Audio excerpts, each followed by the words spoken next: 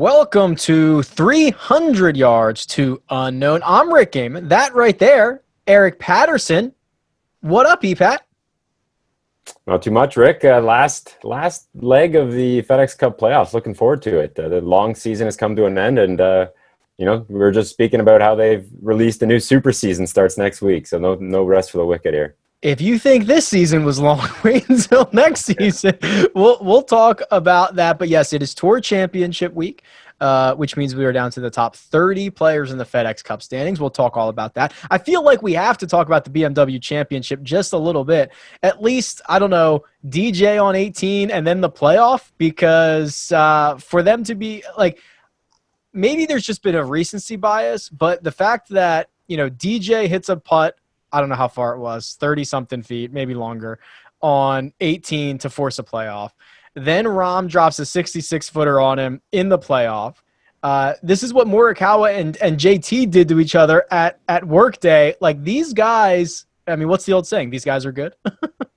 Yeah, they made it look extremely easy. This is it goes back to Workday, because as a headline writer, as an alert writer, this is not what you want. This is I personally, for like my stress level late on Sunday, I want what DJ did at TPC Boston. You can write the headline early Sunday. You just got to tweak the numbers a little bit. But I wrote out the Rahm headline. Then DJ steps up, drops a bomb. Then I got to fire off a playoff alert, and then I was starting to like come up with all these DJ wins, Rahm wins. It gets crazy, pretty hectic. But that was some impressive stuff.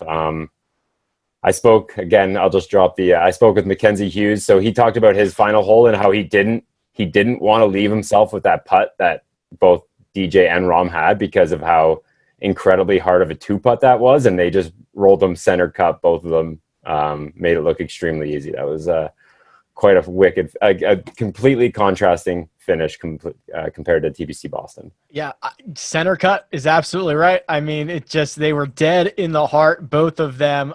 Big Mac Hughes, I like him. I like him this week. I like his chances a lot. I know you've been pumping his tires this week. It's putting the pressure on him. He likes flying under the radar, but you're putting him into the spotlight. I don't think I have the power to put him in the spotlight, but I appreciate the sentiment. Let's talk about the schedule a little bit, because this is hot off the presses, like an hour ago.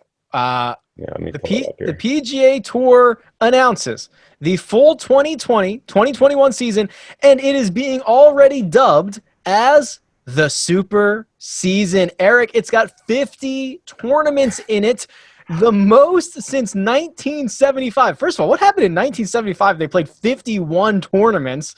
That's bonkers. But we've got 50 events starting next week. That's right. The new season starts next week at the Safeway Open. So before we dive into some of the details of this schedule, 50 events, Pat, this is absolutely wild. We talk about how, the PGA Tour just doesn't like to take weeks off, and they're proving it with 50 events. That is, I mean, some of them are running at the same time, but 52 weeks in a year. So there's going to be PGA Tour golf almost every weekend for the next, 12 months. There's no time off for us. I typically like to treat, I've only been doing this for a few years now, but this September to early, I guess, right into the new year. So like this 4-month window is almost the off season. They go to Asia. There's a few lesser known events, but I mean, US Open in 2 weeks, Masters in November. There's literally no off season. I guess we just had it 3 months ago or whatever it was, but this is crazy. This is so much golf. Yeah, so there's usually like the 3 weeks off between the Tour Championship and then whatever the first event of the season in. Last year it was Greenbrier. That event no longer exists. There actually is a break, Eric, but they've built it in after Mayakoba, which is going to end the first week of December, and then the Tournament of Champions. So you actually are going to get your 3.5 weeks or so, 4 weeks off. And I guess I wonder if that is. They usually have this, but. Yeah. I'm wondering where the Hero World Challenge is. Is Tiger not hosting the boys down in Albany? I did not. Usually it's on the schedule. That. Yeah, it is usually on the schedule. That one got axed. It's not like an official PGA Tour event, but it's usually on the schedule, and I just don't see it. So maybe they're not heading to the Bahamas for the hit and giggle. How do you intend to spend your 3.5 or 4 weeks off in December? It'll be a little chilly for you up there. Yeah, that's a tough part of the season for us. There's gonna be no travel. That's usually maybe a time I can get away to get south, but all these borders being closed, it's tough. Yeah, it's I don't know what I'm gonna do. I'll probably just look forward to the next season, enjoy the holidays. But yeah, that's a long time away still. But It is. I that's usually the time of year I make big upgrades to the site, right? Because I don't have to, update the data every single week, do all that. Like that's where I can take 3 weeks, rebuild a lot of the tools. I'm sure the wife will want to go somewhere over that week, but like that is now pushed back to December, so that'll be good. The Asian swing. So that the CJ Cup and the Zozo have been moved to, and we knew this was already announced. CJ Cup to Shadow Creek in Vegas, so we'll be back-to-back weeks in Vegas. Zozo is going to be played at Sherwood, and then the WGC HSBC, that's canceled. They're not moving it, and they're not having that event. I was a little surprised it was just completely axed. Like, well, I don't know why they wouldn't try to fit it in, but I guess they're making up for it by making a Bermuda Championship a full FedEx Cup event with the Masters invite on the line. So maybe we'll see. That's only 2 weeks. I guess it's 2 weeks before the Masters. So maybe there'll be some names making their way down to Bermuda. I don't know if that course seemed like pretty chaotic when I guess Todd won there. I don't remember watching much of it, but one of those coastal courses, but maybe we get a stronger field down in Bermuda. It's a nice place to visit. The start of the 2021 year, so Tournament of Champions, Sony Open, that is essentially the same. You get the American Express, Farmers, Waste Management. It's exactly what you would expect until maybe the Florida Swing. So now this season, it was Honda Classic, API, the Players in that order. Now it's going to be Arnold Palmer Invitational, the Players, then the Honda, and Valspar is no longer in the Florida Swing. That is now in May, or I guess that would be, last week of April, first week of May. Valspar is kind of out on its own now, which is interesting. Yeah, I think we might have known that because there's like fewer weeks in the year or fewer weekends before the Masters, so they had to. One of those tournaments was going to get bumped behind Augusta, and I guess it was going to be the Valspar. But quick winners and losers from this thing, and I think Arnold Palmer is getting absolutely pinched because you go West Coast Swing, Genesis, WGC Mexico, so all the big guys will be there, and then Arnold Palmer, then the Players. So I don't know how many guys are going to be playing 4 weeks in a row. The Honda Classic, no one's going to be at because it's between the Players and then the WGC Match Play. So this is a bit of an issue that they ran into when they reshuffled the schedule, I guess, for last year when they wanted to end before September. This Florida Swing is just jam-packed. Yeah, it's really unbelievable. And then it's the schedule's kind of what we would expect. You get into, Masters. Where's the Canadian Open this year? Oh, St. George's. Okay, so that's where it was going to be. They're in my backyard right now. It's okay, nice. There we go. That'll be in June, and then we'll get a lot of these events that were canceled this year. They're all back. And then, oh, by the way, if the super season wasn't enough, EPAT, it's an Olympics year, which is like, are you kidding me?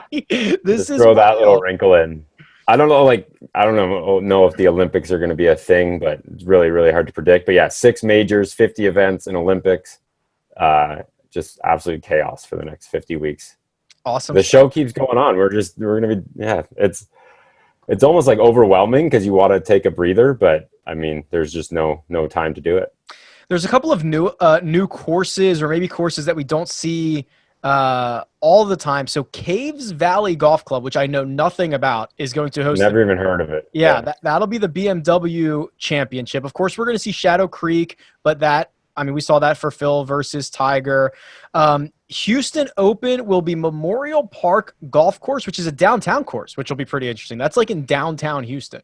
So interesting to see what the flyovers and how that all looks. Have to do a little more research here because I've never heard of that one. And then you mentioned there's the Byron Nelson is going to a place I've never heard of, or maybe they're going back to a venue that they used to have it at, like TPC Craig Ranch. Is that what I'm reading? That is correct. So there's going to be some new research that has to be done for some of these courses, but it's good. I like to see, as much as I love like, oh, cool, we're going back to East Lake and like we're going back to whatever. Yeah. It is nice to get a handful of new courses each year because there's so many great ones. Yeah, it's nice to it adds to another storyline, or I guess like Olympia Fields, maybe recency bias, but it is cool to see an unfamiliar course and try to figure out what is going to be going on that week. Okay. What else about this schedule? Anything else? I mean, it's massive. We're going to be busy. It's going to be a lot of fun. There's not going to be a lot of weeks off, but I'm not sure I'm missing any. I mean, I could talk through, so the majors, so PGA Championship, that's at Kiowa. That's at the Ocean Course. We knew that. US Open now in my backyard, Torrey Pines. That's coming out here, baby. US Open #2. That's right. That's right. Oh, right. Exactly. Yeah.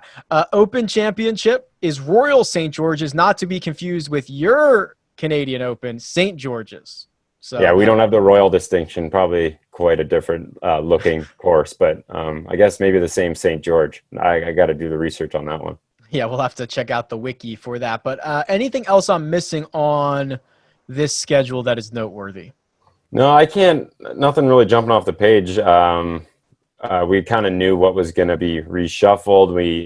I guess the most recent cancellation of the WGC, which no one really paid attention to anyways. It was kind of a forgotten WGC that Rory and I guess Xander won it a few years ago. So I'm excited for more West Coast golf with 3 straight, the 2 Vegas events and then the one at Sherwood, and that's so much better than any paying attention to a tournament going on in Asia at that time of the year. We are probably, I can't imagine we're gonna have. Okay, when are we gonna have fans?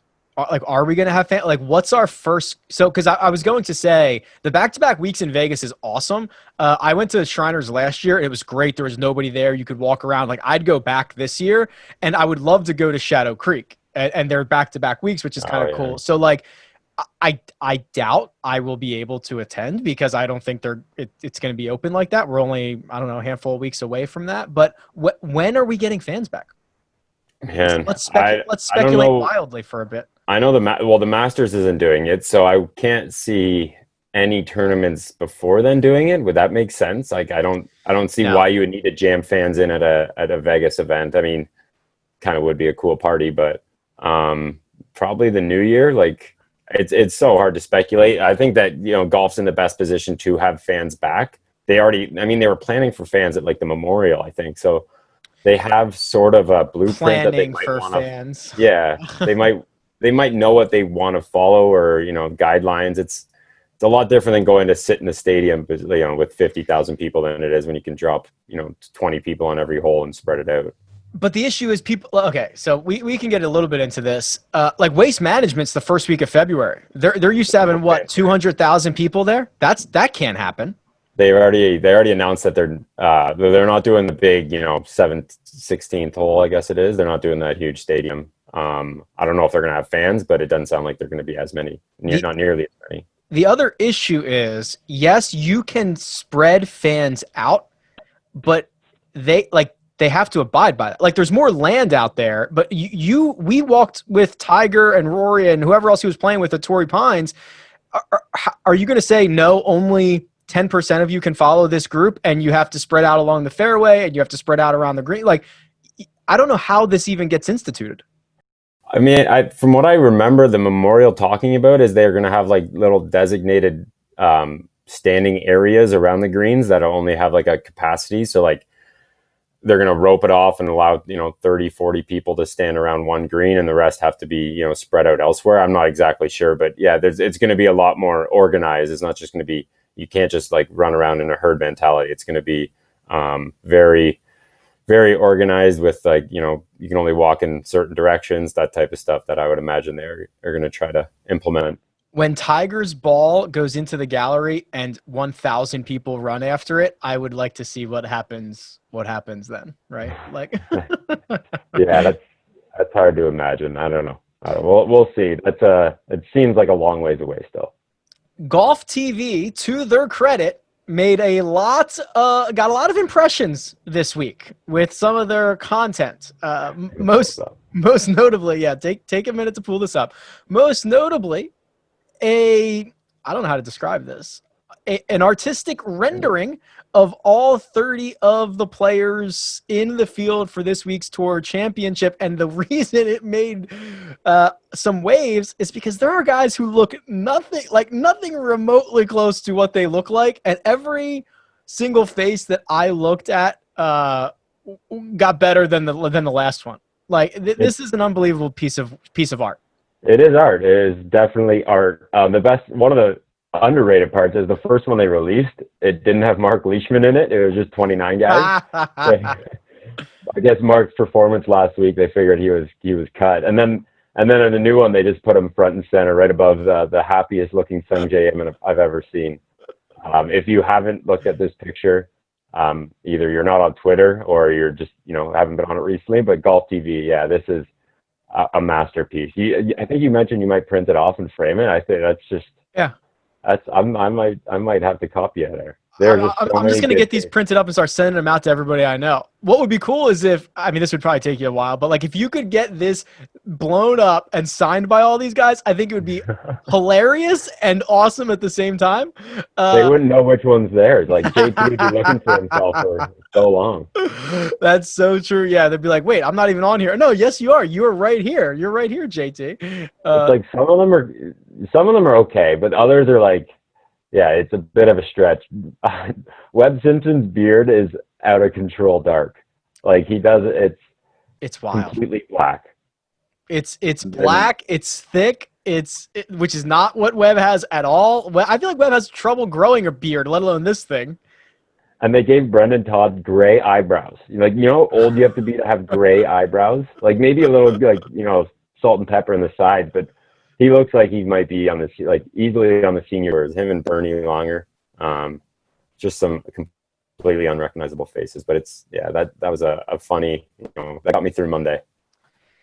I mentioned this on the first Cut Pod. This came up a bit, but like I assume there's more of these. Like I assume whoever the artist was had 35, 36 guys ready to put this together for whoever the 30 was going to be. So I want to see who were the first couple of guys who missed out. I'd have to pull up the standings. Like Adam Long, Adam Scott. Yeah. Oh yeah. You. How dare you mess up Adam Scott? First. It would have been like, someone said, I think maybe Kyle Porter brought it up, but it would have been like the that Cristiano Ronaldo sculpture where you just take like someone extremely good looking and then just butcher it with whatever that was. That's what they would do at Adam Scott. Yeah, like so the last 5 out were Adam Long, Kevin Streelman, Benny On, Patrick Cantlay, Matthew Wolf. Like I bet you those exist somewhere. Like who do I have to contact? Yeah, I need to see to get access to these.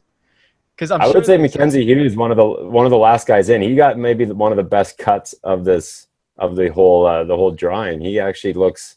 Yeah. Maybe they made him look a little bit younger where everyone else is getting these crazy like wrinkles in their face. Okay, so which one's the best one? Which one is the most accurate? I'm trying to just glance through these here. I think like John Rahm's is solid. He's made that face definitely before. He's clenching his teeth. Yeah. There's a few that are okay. Like Terrell Hatton, they even gave him like his little nubby tooth, which is hilarious. They couldn't even fill it in with. Hatton's is pretty spot on. Hatton was the one that I thought was probably the most accurate. That looks a lot like him. You cannot mistake him for anybody else. I thought that was pretty good. Tony, I'm just laughing looking at Tony Finau. He got the most ridiculous overbite I've ever seen. That poor guy. Now, do you think like whoever did these? I wonder if they're. I wonder if the players have seen them. I wonder if they're. Yeah. I'm sure. I mean, Max Homa tweeted it out and said that was funny. Whatever about Webb. He's switching from Christianity to drug smuggling or something. I don't know what he said. But he does look like, that's undercover stuff going on there. He did amplify that a bit. Yeah, but you bring up like the drawing. Like, is the drawer upset that he's like the artist? Is he like, is he quitting being an artist, or is this like a computer program that came up with it? I'm gonna hope it was like a computer program. Okay, because was it you? Somebody? I don't think it was you. It might have been producer Jacob Alex, who I think he found the photo that they used for Webb. So it was almost like it might be a program. Like it might be like a cartoon or cartoonize yourself program where it takes a photo and it just does this. Because it was. I'm gonna go. Did he do it for every player? I should go through and find every picture and see what they That would take so long. No, we only saw. I only saw Webb's. Yeah, I only saw. I mean, Morikawa was when he won the PGA. Right. Bryson looks like that's a winning putt, a winning face and fist pump. What's Sungjae's from? That could be like Thursday morning round from any event. Oh, that's so good. That's so good. Good stuff. Yeah, this thing that'll be on my wall shortly. Tour Championship. There is $45 million up for grabs. Is it only 40? 45. 45, yeah. I thought it was 60, but whatever. A lot. 45 over 30 golfers, including 15 million at the top. Oh, this is awkward. So I'm on CBSSports.com, and there's a video of me playing. I'm going to have to shut that off. Okay. Do you know what last place is? Do you know what 30th place pays? $395. Wow, you're a professional. I knew that. Yeah. You are a professional. $395 for that's what arguably Hughes made on that last putt, because he could just play left-handed and still collect that. Does he get it if he WDs? Is it like? I think so. I think so too. It's like a WGC. Bonus. It's all bonus. Yeah. Remember this is even more different than like the WGC. I don't know if I don't know if that's been clarified, if the WGC guys 100% get it all or not. Remember when Berger hit a tee shot on the first hole, WD'd and took his 50 grand? Yeah, I don't know if they've changed it since then. I'm not sure the exact rulings, but this is definitely like that. Do you remember the outrage over that he did that? What was he, hurt, or he had like? Yeah, it was like he had like his back was hurting him, and he just kind of didn't think going through 4 days of it was worth it, and he piped his first tee shot down the middle, shook his opponent's hands, grabbed the ball, and walked off. Started looking for his check, and immediately after he hit that shot. I mean, whatever that paycheck is, it's easy money. Maybe he gave it right to his caddy. You never know. You could do some damage with a paycheck like that. I'm pretty sure he was shamed into donating it. He donated it eventually, but yeah. So $395 for 30th, and it goes up $10,000-$15,000. Basically every spot. Then it starts to go up by 20, 30,000, 40,000, and 15 million up top. Second place gets 5 million. So I mean, this is the Tour Championship. No matter what you think about it, with it being the staggered start, whether that's corny, whether it's awesome, getting into it this year, I mean, is literally life and career changing for some of these guys. You not only get the payday and a potential bigger payday, but now you're in the Tournament of Champions, which you normally wouldn't get into because of all the events that were canceled. You get the invite to all these other events. I mean, this is a massive deal I think there's like 8 first-timers in it this year. Like, this is a big deal. Huge deal. And like, I mean, a lot of them are probably starting near the bottom. Maybe Harris English, he's probably got a pretty good chance at some really life-changing money. But yeah, for these guys to go and have a chance of finishing like 10th or 8th and collecting another $1 million, which is probably a fraction of their career earnings, I think that's a huge deal. And again, this is the only guy I've ever talked to about it is Mackenzie Hughes, who made it in on the number, but it's like, for him, I think his career earnings are $6 million. He's like, this is the biggest gravy train you could get on for finishing the top 30. He said that like getting into Maui, which is like one of the best tournaments of the year, that's just like such a cool spot to be. That putt meant so much for him. But like the WGCs, the majors, these are free points, free world ranking points. These can like set you up for a long haul. And someone who's lingering around like the top 50 in the world to get inside that top 50, to be able to qualify for a lot of the majors continuously, that's just like such a huge barrier to break. And these are the tournaments that you need to play in to get there. So big week for a lot of those underdog guys right on the fringe. Lonto Griffin, I believe his career earnings are like $4 million. He's going to start at 2 under par, so he's going to be in a tie for 16th. So he's like 2 shots back of the T6 guys. So you're talking about making up 2 shots to potentially finish. I mean, if he finishes 6th, 1.9 million, half of his career earnings in 1 week. Like, yeah, that's bigger than it's so much cash. So much cash. That's more than like most other than the majors. That's more than winning like every other tournament on the schedule. And you got to finish 6th. Yeah, what Victor Hovland got? Victor Hovland got, I think, 500,000 for winning Puerto Rico Open. He finishes 20th this week. He gets 500,000. 20th in a 30-man field. Nice cash grab these guys are playing in. I love it. Yeah. It's what it is, though. It's all about the money. The tournament's all about money now. There's nothing really more to it. They're trying to they're trying to make it a huge deal because of the money, and it is what it is. There's no more prestigious tour championship anymore. It's just a race for 15 million. Yeah.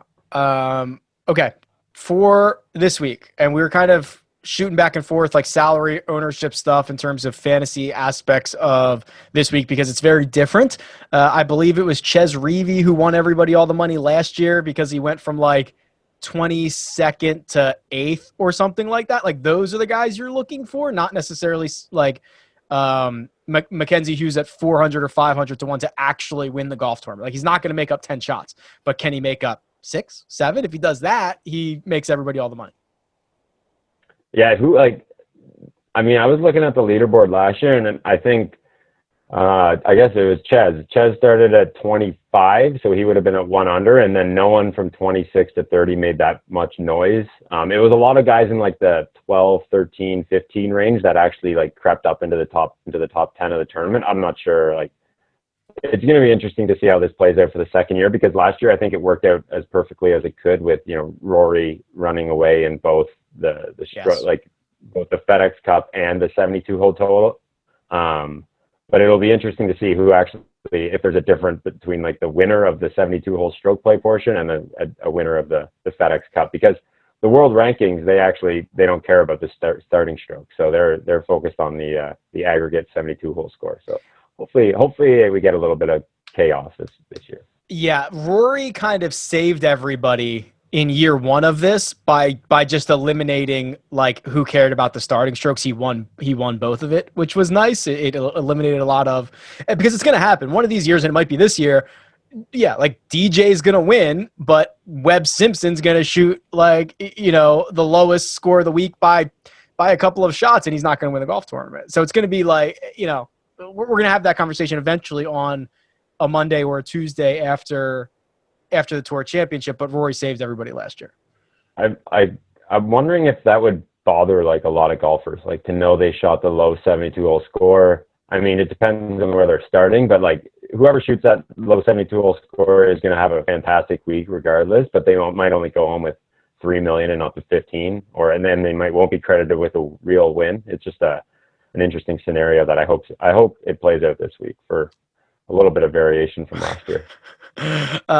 Last year, Justin Thomas's 2-shot lead was gone almost immediately. Xander made up 6 shots in round 1 and tied JT. Brooks made up 3 shots in round 1, and those 3, JT, Brooks, and Xander, were the 18-hole leaders. So, I mean, there is going to be plenty of movement. So, like, when you look at the betting odds for Dustin Johnson, who I think he's plus 188 to win this golf tournament, when you look at his price on DraftKings, $15,200, seems a lot. Seems like a lot. Seems like short odds for a guy who, now he's been the best player in the world for a month, but like, I hope it's not because of the 2 shots, right? It's just because he's like, I don't care about the 2 shots, honestly. I wonder what JT's odds were, because like this leaderboard theoretically could be one that looks like you could have this after any tournament after like 2 rounds. And I don't know if DJ would be like plus 200 after, maybe he would be around 200, but like there's 4 rounds to make up these strokes on them. So it's, 9 holes that lead could be completely gone. So it's not something I'm going to go, take DJ in a scenario like this because of how quickly it can turn, but he is, the best player in the world right now, I would say. So, it's going to be hard for him. And like JT, I think last year JT was getting in his head a lot, and he talked about like how weird it was to start with the lead. And DJ doesn't really come across as a guy who gets in his own head. He probably doesn't even know he's starting at 10 under. Like he's probably just going out and trying to shoot his lowest score like he always is. He's not going to really play defensive like JT maybe said he was last year. So yeah, we'll see how DJ handles it. I'm sure he'll be, if there is anyone who can start with a lead like this and not worry about it, it's probably him. I certainly agree with that. Okay, so EPAC, give me, I don't know how we do this, like your pick to win. I mean, I guess you get to factor in the starting strokes in this. Who do you think wins this bad boy? I do think someone's going to come from a little behind, and I think it's probably a popular pick at this point, but I'm going with Webb Simpson for 4 shots back. I mean, we talked about this last week, how taking last week off was a bit of a interesting decision, but he dropped 1 spot, I think. So it could have been a lot worse. 6 under, well rested. All these guys just pretty much coming off of a U.S. Open style challenge. Some of them will be extremely exhausted. Some of them maybe not as much, but I think Webb should be pretty fresh. 4 shots. He could shoot 65 tomorrow and be in the lead. So I like Webb. I think he's like 12-1 to win both. He's very similar in both markets. So someone I'm very interested in, and I think he'll do pretty well. Yeah, I completely agree. I think that him sitting out last week, he got like the best outcome he could have, which is only drop 1 shot. Because I don't have the numbers in front of me, but I think he could have lost 3 shots, and he could be starting this 4 under, and that's starting to get into the range where you're like, I don't know, man. He's got a lot of work to do. Only losing 1 shot, and one of the guys ahead of him, Justin Thomas. Like, I mean, I know he can flip the switch at any point, but like he hasn't played well in the playoffs. He's struggled a bit. He's got to figure it out. And you're the only guy in the field who took last week off. And if you felt the need to take last week off, you think it's important. So I think this worked out like great for him. I love and it. Like after watching that, he's probably like even more energized knowing what those guys just dealt with. And someone was getting into it on me on Twitter, like saying how last week was a confidence builder. And I really don't see how, unless you're JT or DJ and Rom, you're probably not feeling too comfortable about your game after what happened last week, because there are so many big numbers out there and a lot of bad scores. So I think Webb's in a good spot to make up that ground. Well, we just hear all the time from players what a week like that can take out of you. Like we hear that all the time. So I don't like the mental exhaustion of knowing you got to go grind for another 18 holes, or every shot could be like the difference between a par and a triple bogey. It seems very draining, and not having to deal with that, it's probably worth a shot in itself. So I would say Webb didn't even really lose much ground. I love it. I almost forgot to talk about this, but we have to talk about this. Tiger Woods and Upper Deck have partnered to release a bunch of unbelievable Tiger Woods memorabilia that a portion of the proceeds are going to the TGR Foundation. And I just started flipping through the catalog yesterday, and there is some phenomenal stuff. So I mean, there is like a beautiful piece of him at the Tour Championship with all the fans behind him. That's limited to 80 pieces. He signed each one of those. But there are there's some things I've never seen before. There is a 3-foot autograph, which is like the biggest autograph I've ever seen any professional athlete make. There's like a 3-foot autograph. That's $2,000. But EPAT, Tiger opened up his closet for this, because there are one-of-a-kind items that he wore at the Masters, for example, that are for sale here. Or I guess they've been sold at this point, but like were up for sale. Yeah, when you tweeted this out, I went to start looking. Obviously, most of it's out of my price range, but like to get a Tiger Woods autograph at this point in time, like it's extremely rare, and 2, like it's going to be a minimum $1,000. Like any card, any like Upper Deck card or his autograph in general, just $1,000. But to get like one of these, giant printouts limited to like 80 or 100 runs is actually a kind of a cool opportunity. I don't think I'll be buying like the Stanford football helmet that's signed. That seems like a bit of a weird collaboration, but like that one you were talking about, that 3-foot signature, it looks like, that he was taking full strokes with the arm on that one. That's a bit of a workout, but some nice pieces in here. That I pointed out the hat when he got slide tackled by the security guard in round 2 of the Masters. That is up for sale for $25,000. So that's a little steep, but kind of a cool thing to have. There's a couple things about this. First of all, Tiger has one of the most beautiful autographs ever. He does. It is such an aesthetically pleasing autograph, which goes a long way here. It is like perfectly level. I mean, I don't even know how he does this. It's an unbelievable autograph. And a lot of these have inscriptions, which Tiger rarely, if ever, does. So like the shirt that he wore in round 3 of the Masters in 2019 that he won, that pinkish like mock turtleneck thing, that's inscribed, which is insane. It's autographed, it's inscribed, it's tournament worn, 50 G's, and it's already been sold. EPAT, I think I honestly think that's a deal. Like I don't like it is.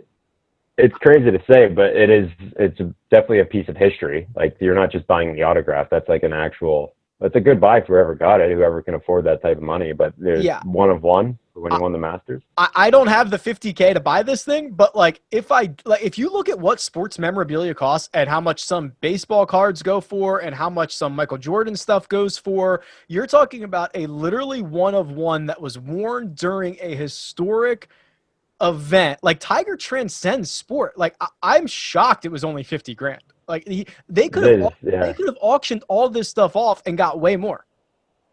You're definitely right there, I think, because I'm looking at one that jumped out to me. It was when he has his hands up raised at the Tour Championship, his first wins in 5 years. Yeah. Like, when the crowd's like rushing up behind him, it's a $1,100 for that sign, limited to 100, which is, as soon as you put a limit to it, I think that's ups the value right then.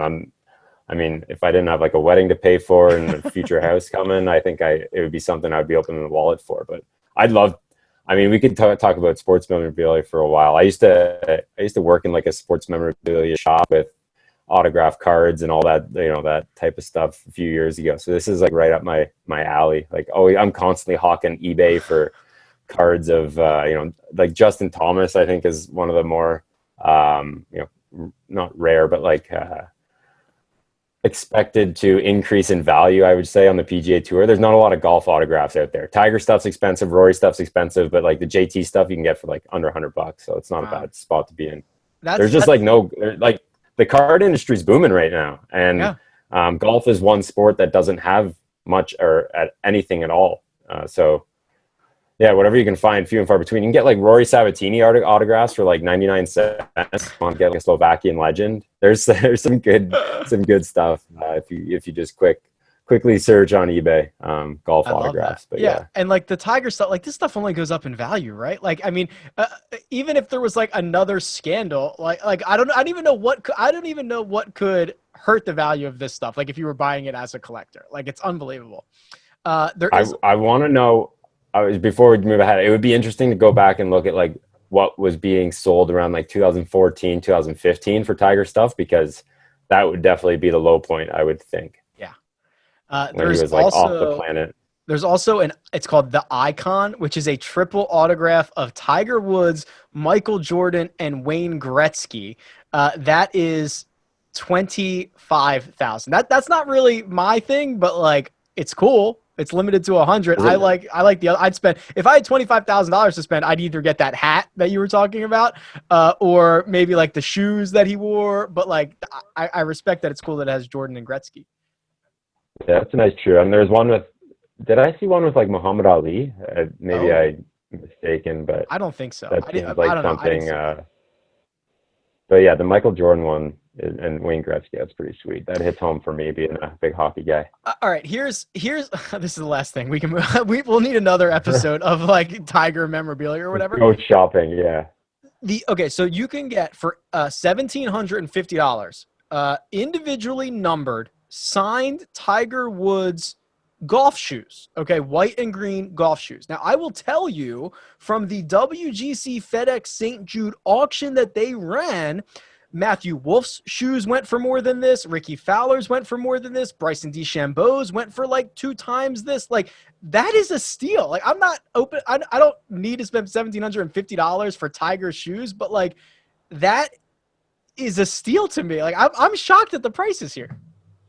Yeah, so you were in those auctions and you knew what those went for, but yeah, I'm seeing them now. Numbered to 25 by Tiger, signed Tiger. They're pretty sick looking shoes with the green Nike check mark on them. I mean, $1,700. That's if I was in the business, or if I had the money of like, filling out like a bar or some sort of like really, really sweet man cave, these would be some things I would be looking at. Oh man, yeah, we're gonna have to. Just gotta hit one of these. We just gotta hit one of these DK, big contests. Yeah, that's I'm good. I don't know how I would justify to the missus. Like, I just spent 50 grand on Tiger's shirt from round 3 of the 2019 Masters. I would try though. You gotta. That would be front and center on my wall, right above the fireplace. Maybe not above the fireplace to get like smoke damage. Somewhere nice. Somewhere nice. Somewhere nice. I absolutely love it. Eric, what is going on at the Score this week? I spoke with Mackenzie Hughes. Did I bring this up? Yeah, I do, but tell us more about it. Yeah, just a quick interview with him, just talking about like going what it was like going and playing that final hole, knowing what was on the line. Thought it was he was going through a roller coaster of emotions, and I thought it was a cool way to kind of not cap his season, but he's had a roller coaster season, so it was a nice way to finish it there. So that story's up, and then we got just all the look ahead stuff for the Tour Championship. And next week I'll be doing the power rankings for the Player of the Year, which that race has gotten really tight over the last few weeks. Yeah, a few weeks ago it was probably between Morikawa, JT, and now Rahm's entered the fold, and DJ's maybe the front runner. So it's interesting. It's a lot different than last year's Player of the Year race. So I'm assuming whoever wins the FedEx Cup is probably going to win that award. I think that's fair. We'll talk all about it. You can check out Eric's work at the Score. You can find him on Twitter at ePackOff. You can find me on Twitter at RickRunGood. Eric, thanks so much, buddy. This has been 300 Yards to Unknown, and we'll catch you next time.